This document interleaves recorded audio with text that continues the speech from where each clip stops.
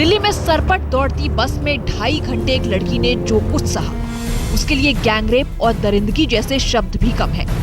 राजधानी में उस रात एक बेबस लड़की की चीख शहर के शोर में गुम हो गई, और जब असहाय जख्मों ने उसे बोलने से लाचार कर दिया था, तब उठी लाखों लोगों की आवाज।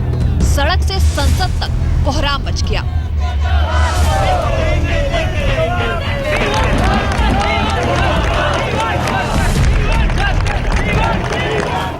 बलात्कार की इस सबसे खौफनाक वारदात के बाद दिल्ली दहल उठी थी। सड़कों पर दहशत पैर पसारने लगी। उस वक्त दिल्ली में रात का सच जानने के लिए आज तक की 10 महिला रिपोर्टरों ने खाक छानी, और सच्चाई बेहद डराने वाली थी।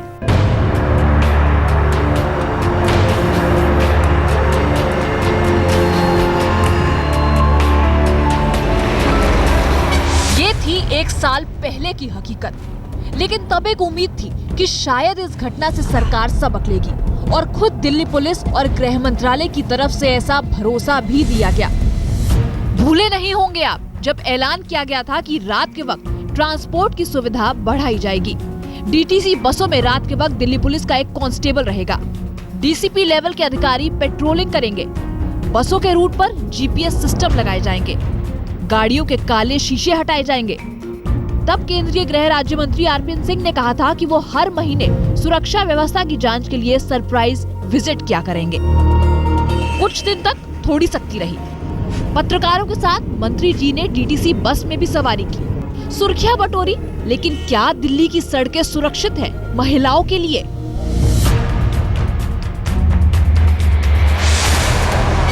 पूरे 1 साल बाद क्या बदली है दिल्ली पुलिस? क्या है बदली दिल्ली में रात की तस्वीर? दिल्ली के चप्पे चप्पे पर हालात जानने की जिम्मेदारी फिर आज तक की 10 महिला रिपोर्टरों ने ली, और बेहद जोखिम भरी रिपोर्टिंग की। 13 और 14 दिसंबर की रात एम्स से लेकर मुनीरका तक, मयूर विहार से अक्षरधाम तक, ललिता पार्क से राजघाट तक, और आईएनए से लाल किला तक। ठीक 1 साल बाद रात में दिल्ली की जो तस्वीर सामने आई, वो अब देखिए।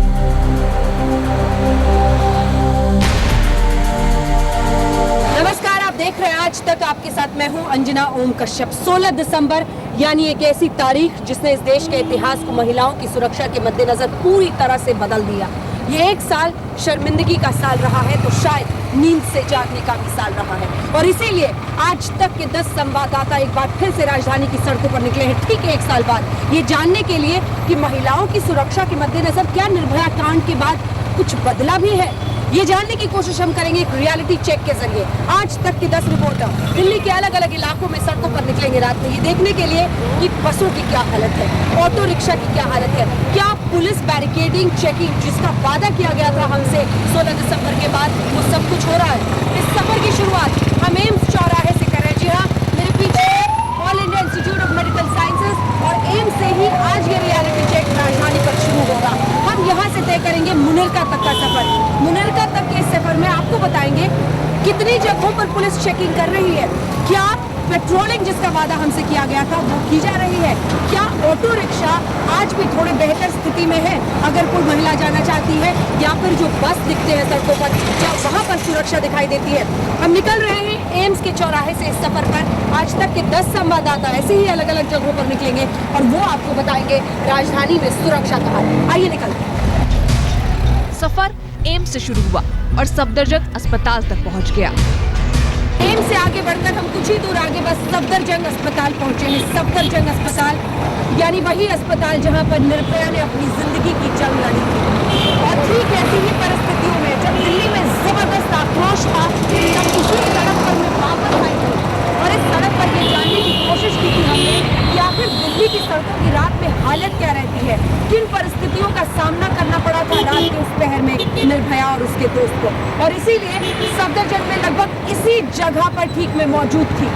यहीं पर मैं जब कैमरे के सामने आपको बयां कर रही थी कि दिल्ली की सड़कों की हालत क्या है, मनचलों ने रुककर मेरे साथ बदतमीजी की थी।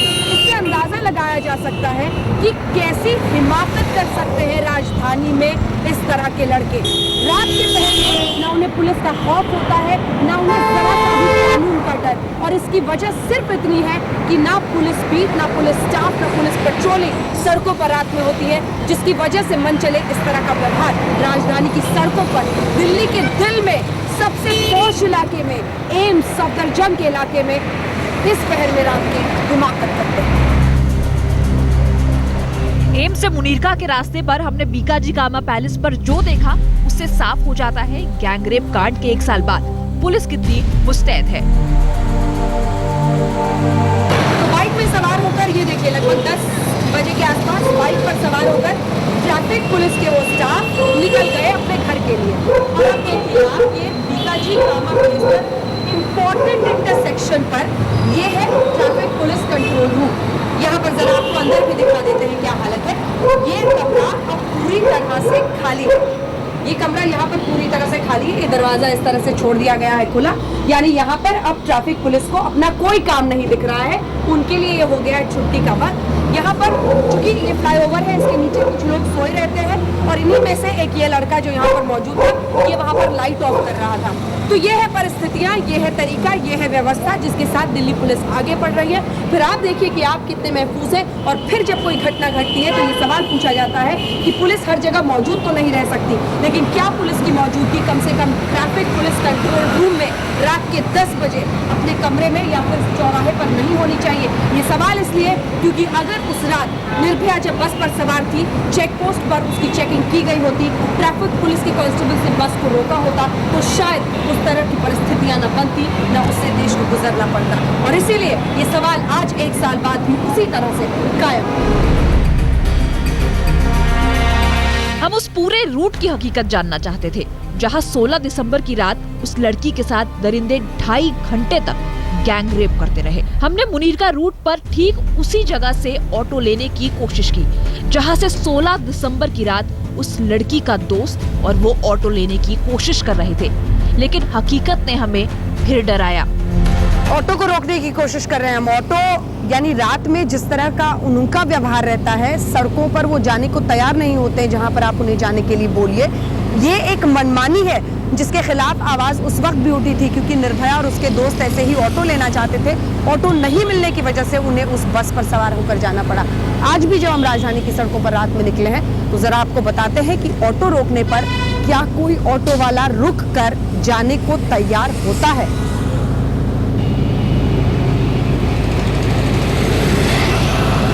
एक नहीं, दो नहीं, कितने सारे खाली ऑटो गए हैं, लेकिन कोई रुककर ले जाने को तैयार नहीं। यही मनमानी ऑटो की शायद उस दिन भी भारी पड़ी थी, और न जाने कितनी महिलाओं की सुरक्षा के मद्देनजर यही मनचलापन आज भी भारी दिखाई देता है। एक और ऑटो है, उसको भी रोकने की कोशिश करते हैं।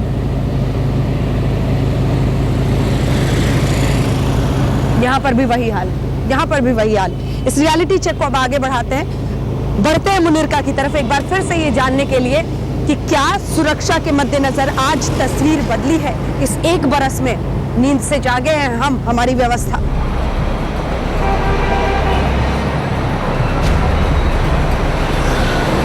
और अब हमारा सफर मुनीरका तक पहुंच चुका था, जिस रास्ते पर पुलिस वालों का सन्नाटा था।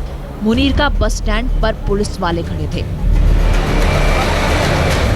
एम्स से लेकर हमने सफदरजंग होकर उसके बाद आरके पुरम, बीकाजी कामा, तमाम इलाकों का सफर किया, लेकिन पुलिस की मौजूदगी हमें सड़क पर नहीं दिखी। लेकिन जब हम मुनीरका के उस बस स्टॉप के पास पहुंचे हैं, तब यहाँ पर भारी तादाद में पुलिस मौजूद दिखाई दे रही है। और इसीलिए इसके साथ ये सवाल उठता है कि यहीं पर पुलिस की मौजूदगी क्यों है।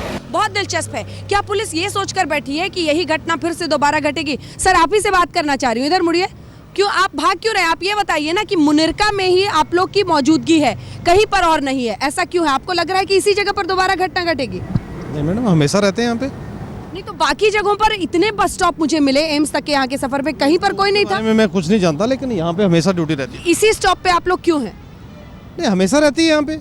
आप कह रहे हैं कि इतनी मौजूदगी लगभग 10 पुलिस वालों की पूरे साल रहती है बस स्टॉप पर मुनीरका के? जी हाँ, ये वही बस स्टैंड है जहां से निर्भया और उसके दोस्त ने द्वारका जाने के लिए चार्टर्ड बस पकड़ी थी। पूरे रूट पर पुलिस सिर्फ यही अड्डा जमाए बैठी थी।